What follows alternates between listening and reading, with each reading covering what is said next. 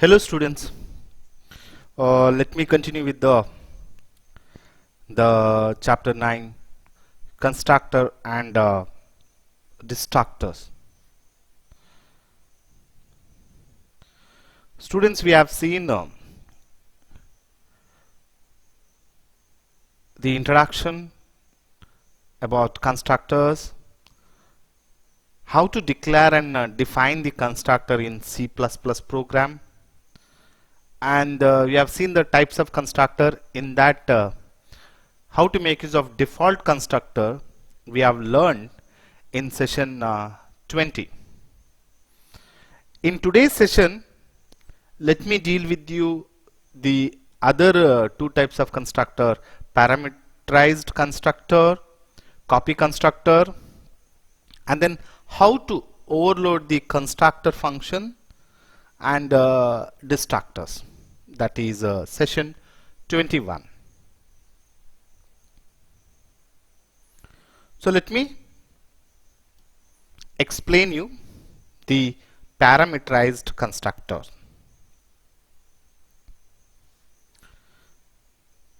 A constructor that takes one or more arguments is called parameterized constructor.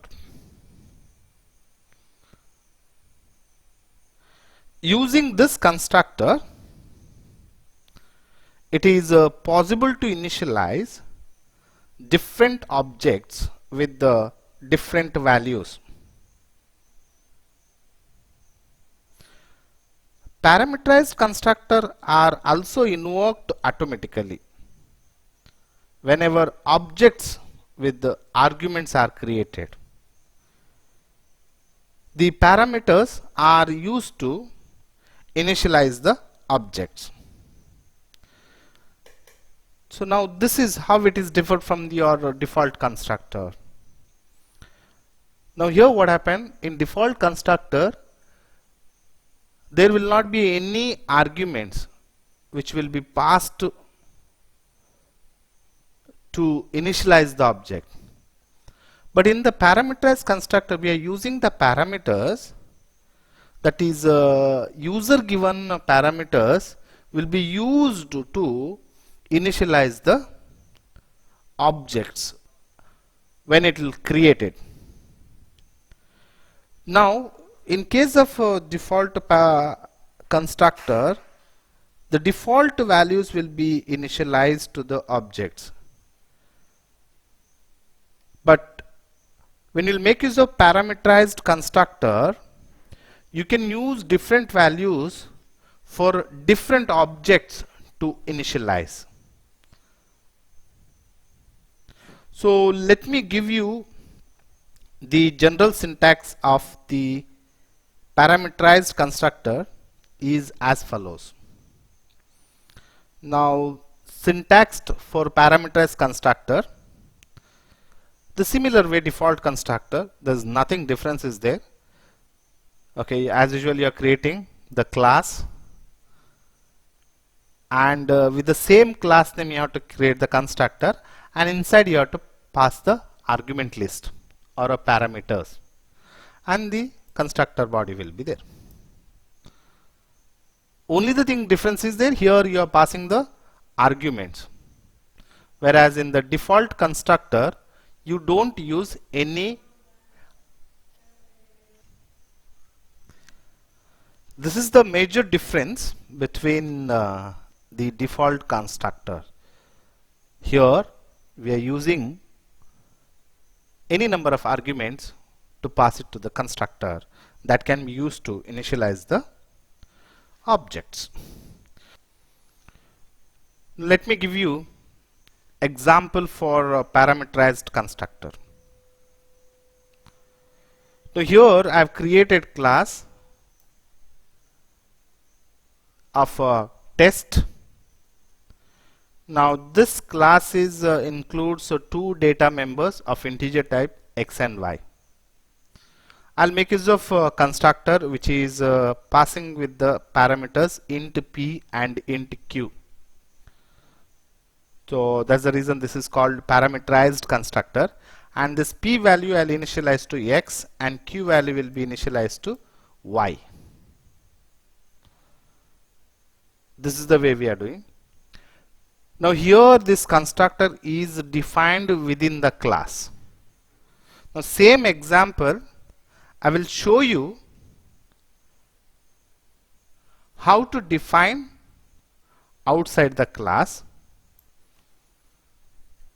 See here, now you have defined the class with the data members in the private section, and you just declared the parameterized constructor with the same class name, that is test int p comma int q semicolon. Now this constructor is defined outside the class, that is the class name is test, scope resolution operator, and then constructor name, that is a test int p comma int q, and the body, that p value will be initialized to x and q value will be initialized to y. So this is the way what we can make use of constructor. We can define inside the class as well as outside the class.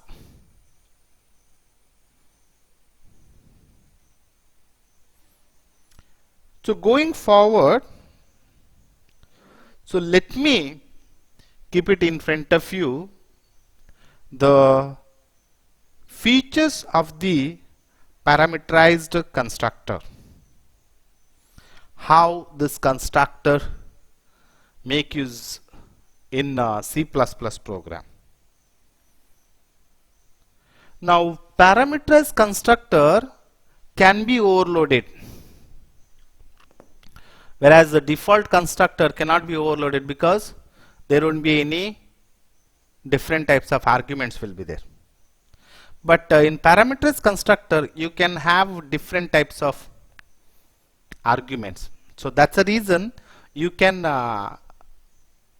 overload it, provided the number of arguments and the type of argument should be different. For an object created with one argument, constructor with only one argument is invoked and executed. If there are only one data member is there in the class, then if you are created with only one argument, then constructor will make use of only one argument, and that will be initialized to that object. In case if it is the class is having two members, and while creating the object you have only one argument, then that also will be taken and it will be assigned to the first data member and object will be created. So it works. It is not necessary you should match us exactly how many data members are there in the class. It can be initialized to first, it can be initialized to first two, or it can be initialized to all the data members. That is there in user's hand. So it works here. The next feature, the parameterized constructor can have default arguments and default values. We can make use of when you are using default arguments and default values also you can make use of by using parameterized constructor. Okay, so this is what happens exactly in default constructor. What is default, what values is there, that will assign whenever objects will get created. Now we can make a parameters constructor also in that way itself. Make it static, no need of making dynamic, make it static, and that same value will be assigned whenever objects is get created.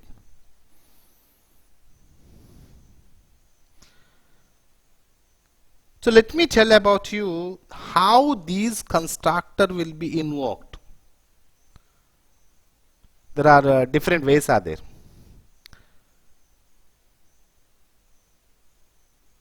Normally default constructor can be invoked through the following methods, means different ways.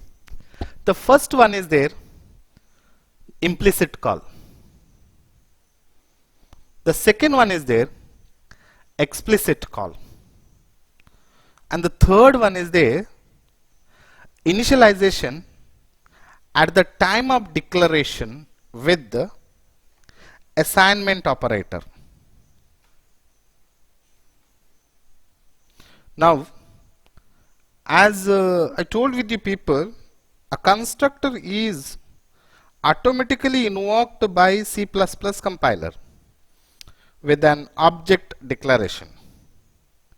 But while object is created, automatically the constructor will be called, above said methods in the case of parameterized constructor. Now, how exactly you will create the object? Based on that, the call will be done. That can be an implicit call or an explicit call or initialization at the time of declaration with the assignment operator. So let me explain you the usage of parameterized constructor through implicit call. Now, implicit call means the declaration of the object is followed by argument list enclosed in parentheses. I'll repeat. An implicit call means the declaration of the object is followed by argument list enclosed in parentheses. So I make you clear, because to say it is easy, to understand we have to experience it. When we'll experience it, we will understand. So to get experience, I'll show you this C++ program. So let me take C++ program. So I have a header file that I've included, iostream.h. Then I created class with the name num, and I've created two member data in the private section, the integer type, that is A and B. I've created a constructor with the class name that is same num, and I passed parameters in the constructor, that is int p and int q, and in the function body I've initialized a equal to p and b equal to q I did. So whatever value you'll pass through this constructor, I mean when object will create, automatically those value will be taken and that value will be initialized to A member data as well as B member data. I'm creating one member function display with the void return type, and in this function I'm just displaying the value of A as well as the value of B on screen, and I'll close the class. Now I have created main function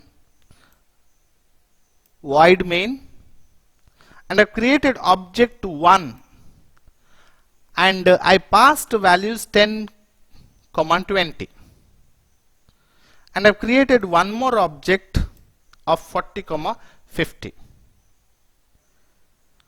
Now what I'll do, I passed one message on screen, that is first construction, that is object 1 what you created, and object 1 display I'll do. Similarly, second construction and object 2 display I'll do. Now the output comes in this is the way. So when this is the first construction obj 1 dot display, when you call, automatically it calls that, and the first construction a equal to 10, b equal to 20 it becomes. What you have passed inside the parenthesis when you will create the object, that value will be as initialized to the member data. So what you passed here in the obj1, 10, 20. So this 10 will be assigned to the member data A, and 20 will be assigned to the member data B. Similar way, while creating the object 2, you pass the value 40 and 50. And this 40 is initialized to member data A, and 50 is initialized to member data B. So that is what when you are calling display function, so it showed here a equal to 40, b equal to 50.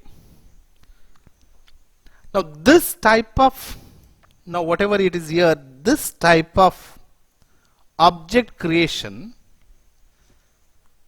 is calls constructor implicitly. Now constructor will be invoked whenever you will create the object in this is the way. The constructor will be called implicitly by the compiler, and the object will be initialized with the specified value inside the parenthesis. This is what I can tell you. The constructor works through implicit call. Then what is explicit call? If it is implicit call is this is the way, then what is explicit call? So let me demonstrate the use of parameterized constructor through explicit call. See, now you understood that implicit call how it works, because only when you people have seen C++ program, so when you will try to experience it what it is, that time you will understand.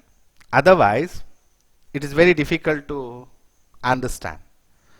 We can by theoretically we can hear and we can imagine it, but practically to see we have to experience it. So that is what I showed.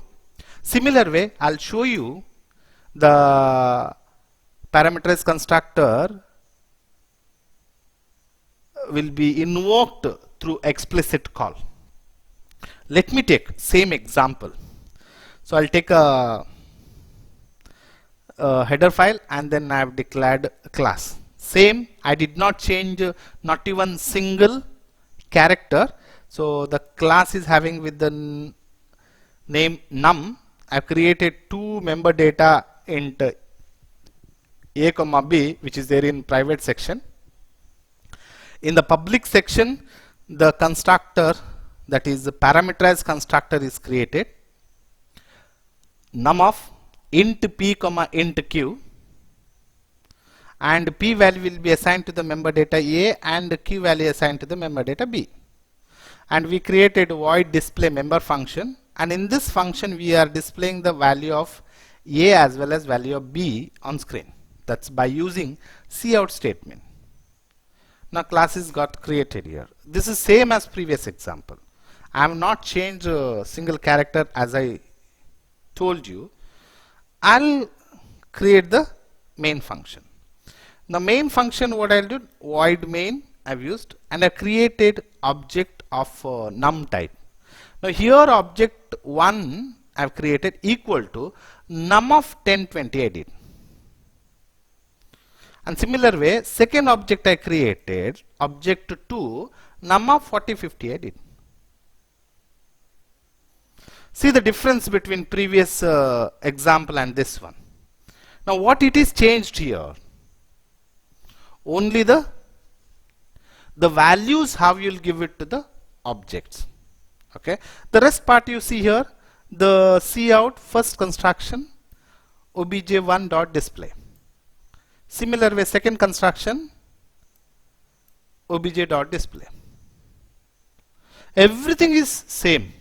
The only while creating the object we have little bit change. Now here what we are doing, you know, when obj1 equal to num of 10, 20 we are doing. Means you're creating the object of class num and you're assigning the values of that type of class. So that's equal to num of 10, 20. Similar way object 2 also you are creating of class type num and the values you are assigning here of class type num. So this is what happens compiler, you are telling explicitly, you are telling the compiler now you have to assign the values for the member data. These values you have to assign to the members data which is used in that class. So this kind of call we are calling explicit call. Means in explicit call declaration of an object is followed by assignment operator, constructor name and argument list enclosed in parentheses, which is here. So num object 1 equal to, which I said, assignment operator, then constructor name num of argument list will be there. Rest everything same. So what is difference you understood, right? So it is not a difficult for me to explain it people. The only this is circ which is I've made a rounded up, no, these two lines are changed from the previous example to this example. Only this is the difference, rest everything is same. These points if you keep it in your mind, that's more than enough. These points if you'll keep it in your mind, more than enough. So you have to keep it in your mind. The parameterized constructor, the compiler invokes explicitly or implicitly. In case of implicit call, the value you can pass 1 or 2 or more than that. If you are passing only one value, then the first member data will be taken that value. If you have passed two values, the first two member data will be taken those values. So that is for each object different values are passed from function main, and therefore different objects can be initialized to different values. So whenever you are object creating, you are passing the values and that value will be assigned to those objects. I did not show you the output. Let me show you the output. That is same way output, it comes similar way of first implicit call what I showed you. That itself comes here. That first construction A equal to 10, 20 because you passed 10, 20, and the second construction A equal to 40 and B equal to 50, that is you have passed 40, 50. Moving forward, let me show you the third method, that is you are initializing the object using assignment operator. So I'll demonstrate you by using a C++ program itself so that I can reach you very easily.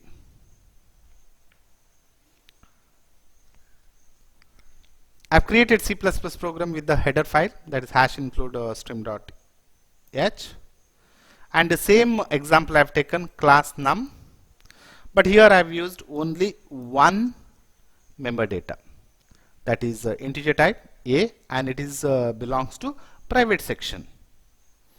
In the public section I've created constructor with the same class name, that is num, and I have used int p, and this p I have initialized to the member data a equal to p I did in the constructor body.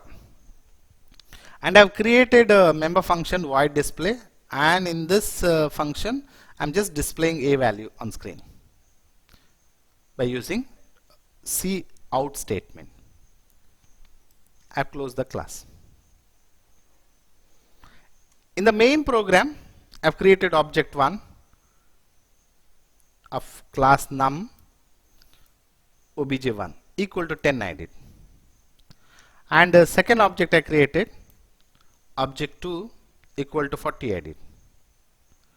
Now this is what C out construction, first construction I am doing, that is obj1 display I am doing. Second construction, that second object, that the obj2 display I am doing. This main program gets over here. And when I'll execute, I'll get this is the output. For construction,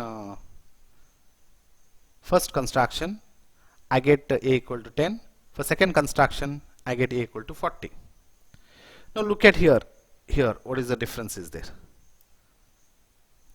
Now here what I am doing, the value in the previous two example, I was enclosing with the parentheses. Either directly enclosed with the object, and one more, by using assignment operator with the constructor I used to assign it. But here I am assigning directly value to the object. That obj equal to 10.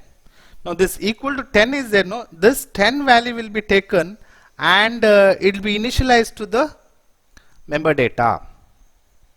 When this object is created, the obj1 it is created, the 10 value will be assigned to the member data, that is A. Similar way, obj2 when it got created, the 40 value whatever is there, that taken and this constructor automatically invoked and assigned to the member data A. So that is what it displayed on the output, A equal to 10 in the first construction, in the second construction A equal to 40. This is the way the assignment operator will be used to initialize the object when parameterized call invoked.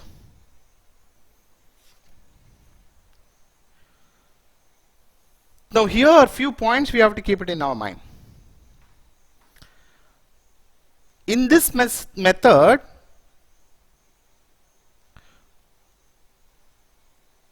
while creating the constructor, only one member data should be there. If it is more than one member data is there, then this method will not work. The assignment method will not work.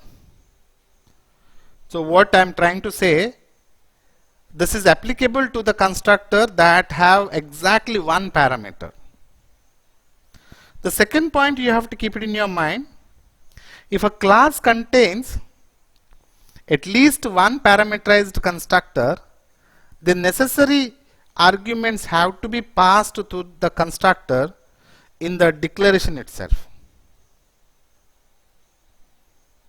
Okay, so this is one difficulty. So if you are going for an assignment, if it's only single member data is there, then you can do this kind of thing. Otherwise you can go for implicit and explicit. If user does not want to pass arguments, then default constructors must be created in the class. So you have to make use of that. So if you don't want it to assign any values, then default constructor must be there. So if a default constructor is there, then automatically invoked default constructor when object is created. This is the way we can make use of parameterized constructor in C++ program, and these parameterized constructor will be invoked by compiler in three ways, that is through implicit call, explicit call and using initialization at the time of declaration with the assignment operator.